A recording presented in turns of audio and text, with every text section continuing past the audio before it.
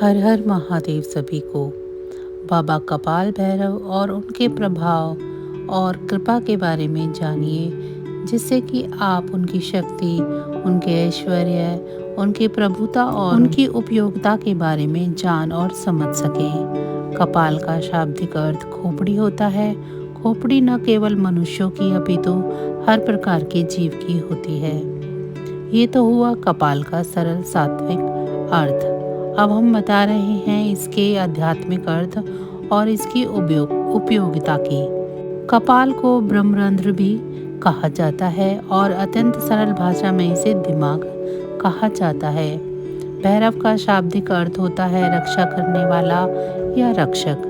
भैरव भगवान शिव के 5वें अवतार हैं, जिनके मुख्य 2 रूप हैं, काल भैरव और बटुक भैरव। अधिकांश लोग काल भैरव को ही बटुक भैरव मानते हैं, जो कि गलत है। हालांकि दोनों शिव रूप ही हैं, परंतु इनमें अगाध भेद है। अब मैं आपको काल भैरव, बटुक भैरव और कपाल भैरव के जन्म की कथा बताने जा रही हूँ। काल भैरव की उत्पत्ति की कथा पुराणों के अनुसार जब ब्रह्मा और विष्णु में विवाद उत्पन्न हुआ और दोनों एक दूसरे को अपना पुत्र बता रहे थे, अर्थात विष्णु कहते हैं कि ब्रह्मा का जन्म उनसे हुआ है और ब्रह्मा कहते हैं कि विष्णु का जन्म उनसे हुआ है। इसी बीच उनके मध्य में एक अग्नि स्तंभ प्रकट हुआ, जिसने उन दोनों से कहा कि आप दोनों में से जो भी इस अग्नि स्तंभ का और यह छोर पता कर लेगा, वही बड़ा होगा और वही सर्वत्र पूज्य होगा। ब्रह्मा ने एक हंस का रूप धारण किया और विष्णु ने एक वरा का रूप धारण किया। ब्रह्मा ने ऊपर की ओर और विष्णु ने नीचे की ओर प्रस्थान किया। एक समय आने के बाद श्री हरि विष्णु ने यह मान लिया कि इस अग्नि स्तंभ का कोई अंत नहीं है, परंतु ब्रह्मदेव किसी भी कीमत पर अपनी पराजय मानने को तैयार नहीं थे। कुछ ऊपर पहुंचने के बाद वहां केतकी नामक एक पुष्प मिला। उन्होंने उससे कहा, यदि तुम मेरा समर्थन करो तो मैं तुम्हें सबसे महत्वपूर्ण पुष्प की उपाधि प्रदान करूंगा।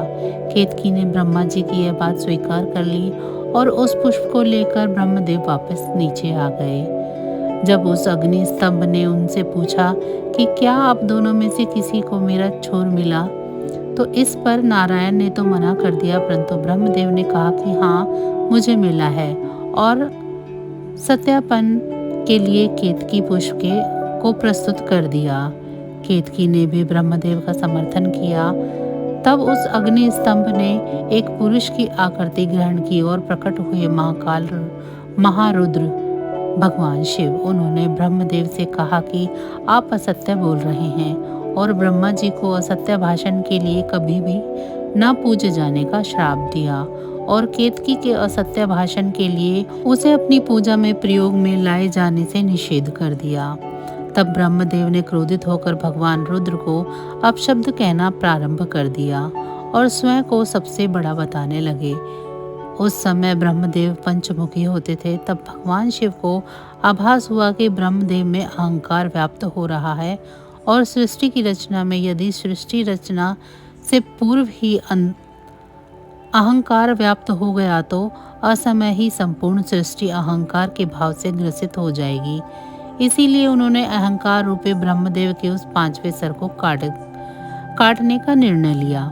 परंतु इसमें से एक समस्या थी। भगवान शिव इस बात को जानते थे कि यदि उन्होंने ब्रह्मदेव का सर काटा तो उन्हें ब्रह्म हत्या का दोष लगेगा, और यदि उन्हें ब्रह्म हत्या का दोष लगा और उसमें उलझकर वे त्रिमूर्ति से अलग हो जाएंगे और असंतुलन व्याप्त हो जाएगा। इसी कारण सर्वसमर्थ भगवान रुद्र ने अपने ही अंश से एक ऐसे विकराल गण को उत्पन्न किया जो अस्थियों के आभूषणों से सुशोभित थे। उस दिव्य पुरुष को देखकर और उसकी गर्जना को सुनकर ऐसा लगता था मानो लाखों भयानक काले मेघों ने जीवंत रूप लेकर गर्जना की हो। उनकी जटाएं देखकर ऐसा प्रतीत होता था मानो असंख्य भयंकर विषधर हों। उनके मस्तक पर श्वेत त्रिपुण की 3 रेखाएं ऐसी लगती थी कि मानो चंद्रमा ने उनके ललाट पर सुशोभित होने के लिए स्वयं को 3 टुकड़ों में विभक्त कर दिया हो। उन परम उग्र देवता की लंबी भुजाएं ऐसी लगती थी मानो लौह स्तंभ हो भयानक। अष्ट महानाग जिनका यजोपवेत बने इतरा रहे थे, कमर पर बंधे मोटे मोटे घुंघरुओं से ऐसी आवाज आ रही थी जैसे जिससे हृदय विदीर्ण हो जाए। ऐसा महाकाय महाबाहु गण को भगवान शिव ने स्पष्ट शब्दों में कहा कि ब्रह्मदेव के 5वें सर का छेदन करो। इतना सुनते ही उस वीर ने आओ देखा ना ताओ अपने नाखून के एक ही प्रहार से ब्रह्मदेव का 5वां सर उखाड़ दिया, परंतु वो सर उनके हाथ में ही चिपक गया। जब उन्होंने भगवान शिव से इसका कारण पूछा तो उन्होंने उनसे कहा कि ये केवल ब्रह्मा का सर नहीं है, अपितु ब्रह्म हत्या है। इस ब्रह्म हत्या के फलस्वरूप तुम्हें श्रापित होना पड़ेगा। उन्होंने कहा कि तुमने ब्रह्मा के सर को काटकर इस सृष्टि की अहंकार से रक्षा की है, अतः आज से तुम्हारा नाम भैरव होगा। अब तुम जाओ और ब्रह्मा के इस सर को लेकर सृष्टि में विचरण करो, और जहाँ भी यह सर तुम्हारे हाथ से छूट जाएगा वहीं तुम रुक जाना और स्थापित हो जाना। उसके बाद भैरव ने उस सर को हाथ में लेकर सृष्टि के चक्कर लगाने शुरू किए। वो सारी सृष्टि में अंत काल तक भ्रमण करते रहे, परंतु कहीं भी वो सिर उनके हाथ से नहीं छूटा। परंतु सृष्टि के चक्कर लगाते लगाते उनकी गति इतनी तीव्र हो गई कि वो समय से भी आगे निकल गए। जब भगवान नारायण के कर्ण कुंडल गिरे और काशी नगरी स्थापित हुई, तब वहाँ भगवान भैरव के हाथ से ब्रह्मदेव का वो कपाल छूट गया। तब भगवान भैरव वहीं रुक गए और वहाँ भगवान शिव प्रकट हुए। उन्होंने उनसे कहा कि ये मेरी प्रिय नगरी काशी है और आज से तुम संरक्षक के रूप में यहाँ स्थापित हो जाओ, परंतु तुम्हें इस काशी नगरी में केवल पैर के एक अंगूठे के बराबर स्थान मिलेगा और तुम्हें इसी ब्रह्म कपाल में भोजन करना होगा। तुम अपनी तीव्र गति के कारण समय से भी आगे चले गए थे, अर्थात तुमने काल चक्र पर भी विजय प्राप्त की है। इस कारण आज से तुम काल भैरव के नाम से जाने जाओगे। तुम काशी की पवित्रता और काशी के भक्तों की रक्षा करोगे। ध्यान रहे काशी में मरने वाले को यम स्पर्श ना करे। तब बाबा काल भैरव ने महादेव से पूछा कि इससे तो पापी कर्म के दंड से निर्भीक हो जाएंगे। तो उन्होंने कहा कि यहाँ मृत्यु प्राप्त करने वाले को यमराज दंड नहीं दे पाएंगे, परंतु तुम उन्हें दंड दोगे। बिना काल यातना प्राप्त किए कोई भी जीवात्मा ये काशी नगरी नहीं छोड़ेगी। जिस जगह पर वो अग्नि स्तंभ प्रकट हुआ था वो जगह आज के समय में अरुणाचल प्रदेश में स्थित है, और जिस स्थान पर ब्रह्मा का कपाल छूटा वो जगह आज के समय में वाराणसी स्थित कपाल मोचन तीर्थ है। अभी हम बाबा बटुक भैरव की जन्म कथा के बारे में जानते हैं। सभी को उस कथा का ज्ञान तो होगा जब परमेश्वरी महाकाली को शांत करने के लिए परमेश्वर भगवान शिव माता के चरणों के नीचे लेट गए थे। तब माँ काली को जिस पश्चाताप ने घेरा था उसके कारण माता ने भगवान शिव से यह वचन लिया था कि आज के उपरांत वो कभी उनके सामने भूमिशायी नहीं होंगे। तब भगवान ने उन्हें वचन दे दिया, परंतु कालांतर में जब माता ने दारुक नामक असुर का संहार करने के लिए पुनः काली रूप धारण किया और वो नियंत्रण से बाहर हो गई, तो भगवान ने वचन बंधित होने के कारण एक नन्हे से बालक का रूप धारण किया और माँ माँ कहकर काली माँ को पुकारना आरंभ कर दिया। बालक की करुण पुकार को सुनकर माँ काली का हृदय द्रवित हो गया और अपना आक्रोश भूलकर उसे गोद में लेकर लाड प्यार करने लगी, और उनका क्रोध शांत होकर उनका उग्र रूप शांत हो गया। तब उस बालक से माँ ने पूछा कि तुम कौन हो? तो उस बालक ने उत्तर दिया कि मैं शिव हूँ। तुम्हें शांत करने के लिए मैंने ये बटुक रूप धारण किया है। बटुक का अर्थात होता है बाल रूप। तब माता ने कहा कि आप अपने पूर्व रूप को धारण करिए। तब भगवान शिव अपने शिव रूप में आ गए। तब माता ने उनसे पुनः आग्रह किया कि आप अपने भीतर से उस बटुक रूप को बाहर निकालिए। तो भगवान शिव ने उनसे इसका कारण पूछा। इस पर उन्होंने कहा कि उस रूप में आपने मुझे माँ कहा है, आप तो मेरे स्वामी हैं, पुत्र नहीं हो सकते। तब परमेश्वर ने पुनः बटुक रूप को प्रकट किया। तब माता ने उनसे कहा, आपने इस बटुक रूप में संसार की रक्षा की है मेरे क्रोध से, इसीलिए आज से आपको भैरव की उपाधि दी जाती है। आज से आप बटुक भैरव के रूप में पूजे जाएंगे और मेरे पुत्र के रूप में जाने जाएंगे। बटुक भैरव पापियों के काल हैं। उनकी उपस्थिति जहाँ साधकों को सुख का आभास करवाती है, वहीं वो बालक 5 वर्ष की आयु में भी पापियों का काल है। सोचिए कि जिस बालक ने माँ काली के क्रोध को शांत कर दिया, उसके सामने कौन ऐसा है जो अपनी शक्ति दिखाएगा। ये थी बाबा बटुक भैरव की उत्पत्ति की कथा। 2 भैरवों के अलावा कोई भी ऐसा भैरव नहीं है जिनकी उत्पत्ति साक्षात भगवान शिव से हुई हो। रक्षक की भूमिका निभाने के लिए समय समय पर बाबा काल भैरव से ही अन्य सभी भैरवों उप भैरवों की उत्पत्ति हुई है, जिनका मुख्य उद्देश्य माता के विभिन्न रूपों की रक्षा करना ही था। परंतु इन सभी भैरवों में से एक भैरव ऐसे हुए जो काल भैरव को सबसे प्रिय हैं। भगवान काल भैरव ने उन्हें अपने अनुज का स्थान दिया, अपना दंडाधिकारी बनाया, जिनका नाम है कपाल भैरव।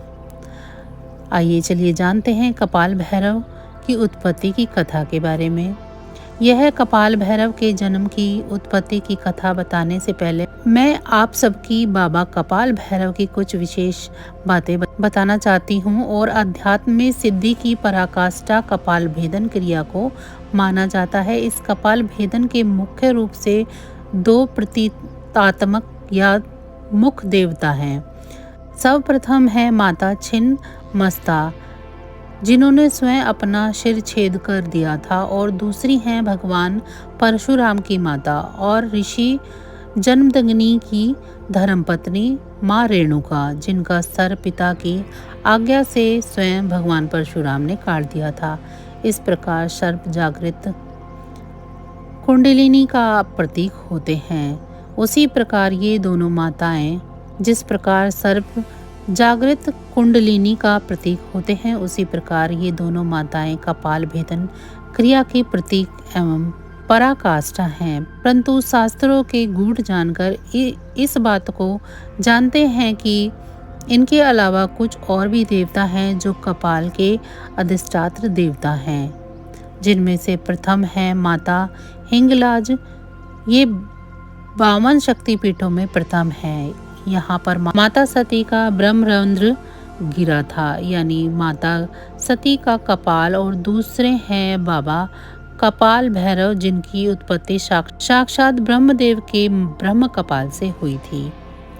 इन्हीं बाबा कपाल भैरव की कथा अब मैं आपको बताने जा रही हूँ। जैसा कि मैंने काल भैरव के जन्म की कथा सुनाते हुए बताया है कि कपाल भैरव की कथा इनके अंत से संबंधित है। उसी के आगे से मैं बाबा कपाल भैरव की कथा शुरू कर रही हूँ। जब बाबा काल भैरव को महादेव द्वारा काशी में स्थापित किया गया, तो ये सोचने लगे कि भगवान ने मुझे दंड देने का कार्य तो दे दिया, परंतु मैं दंड दूंगा कैसे, क्योंकि मुझे कैसे पता चलेगा कि कौन सा व्यक्ति सही है और कौन सा व्यक्ति गलत। तब उनकी नज़र पड़ी ब्रह्म काल के ऊपर। उनके मन में ये विचार आया कि ब्रह्मदेव के इस सर के कारण मुझे मेरे पाप का दंड मिला, तो क्यों ना ऐसे ही गण की रचना की जाए जो व्यक्ति के अच्छे बुरे का निर्णय कर सके और उनके कर्मों का हिसाब से उसे दंड प्रदान कर सके। तब उन्होंने उस ब्रह्म कपाल के एक हिस्से को तोड़ा और अपनी योग शक्ति से उस कपाल में अपनी कुंडलिनी ऊर्जा को जागृत करके उसे एक जीवंत रूप प्रदान किया। उस कपाल के अंश से जिस गण का प्राकट्य हुआ, वो गण अत्यंत भयानक थे, साक्षात दूसरे काल भैरव के समान ही प्रतीत हो रहे थे। उनके हाथों में जो त्रिशूल था उसमें से विद्युत निकल रही थी। हड्डियों के टकराने का सा उनका अट्ठास था। उनके मस्तक पर तीसरा नेत्र विद्यमान था। परमेश्वर शिव के समान ही वो सर्पभूषण धारण किए हुए थे। उनके एक हाथ में कपाल था तो दूसरे हाथ में त्रिशूल। भगवान काल भैरव ने उन्हें देखते ही प्रसन्नता से उन्हें अपने हृदय से लगा लिया और उनसे कहा कि तुम ब्रह्मदेव के खंडित कपाल से प्रकट हुए हो और तुम्हारे अंदर मेरे कपाल की ही ऊर्जाएं हैं, अतः आज से तुम्हारा नाम कपाल भैरव होगा। कपाल हस्त होने के कारण तुम्हें कपाली भैरव के नाम से भी जाना जाएगा और आज से तुम काशी में साक्षात काल भैरव का दंड बनकर मेरे कार्य में मेरी सहायता करोगे। जिस लाट पर ब्रह्मदेव का सर गिरा था तुम उसी लाट पर स्थापित होंगे और तुम्हें लाट भैरव कहा जाएगा और तुम्हारी पूजा के बाद ही मेरी पूजा होगी। इसी कारण से आज भी बाबा कपाल भैरव का ध्यान किए बिना भगवान काल भैरव की पूजा नहीं की जाती, जिसके प्रमाण है काशी और उज्जैन के काल भैरव मंदिर। काल यानी समय और काल भैरव यानी समय के भय से रक्षा करने वाले। बाबा काल भैरव और ब्रह्मदेव के ब्रह्म कपाल से प्रकट होने के कारण बाबा कपाल भैरव त्रिनेत्रधारी और त्रिकालदर्शी देवता हैं। ये अत्यंत शीघ्र प्रसन्न होने वाले देवता हैं और बिना साधक का अहित किए हुए ये उनके साथ रहते हैं। इनकी पूजा और आराधना करने वाला व्यक्ति सदैव सुखी रहता है। भगवान कपाल भैरव कपाल से प्रकट होने के कारण कपाल तत्व के इष्ट देवता हैं। जैसा कि आप सबको मैंने बताया था कि साधना क्षेत्र में कपाल भेदन क्रिया कितनी आवश्यक है, परंतु लोग इसे जल्दी से सिद्ध नहीं कर पाते, कारण कि उन्हें पता ही नहीं होता कि कपाल भेदन क्या होता है और किस देवता की कृपा से वो कपाल भेदन क्रिया संपन्न हो सकती है। कलयुग में 3 देवता ऐसे हैं जिन्हें मुख्य रूप से जागृत माना गया है, जो समस्त कलयुग में मानव कल्याण का भार वहन करते हैं, और वे तीनों देवता हैं भगवान श्री हनुमान, भगवान श्री भैरव और माता श्री महाकाली। जागृत होने के कारण भैरव कम साधना उपासना में भी साधक को फल दे देते हैं और बाबा कपाल भैरव के आशीर्वाद से आप कपाल भेदन क्रिया को भी संपन्न कर सकते हैं। तो बस आज की जानकारी इतनी ही थी। फिर मिलेंगे हम आपको ऐसी ही किसी अन्य जानकारी के साथ अगली वीडियो में। तब तक अगर आपको मेरी ये जानकारियाँ अच्छी लग रही हैं तो वीडियो को लाइक करें, चैनल को सब्सक्राइब नहीं किया है तो चैनल को सब्सक्राइब कर लें और कमेंट बॉक्स में हर हर महादेव ज़रूर लिखें। इसी के साथ भगवान भोलेनाथ की कृपा दृष्टि आप सभी पर सदैव बनी रहे। धन्यवाद।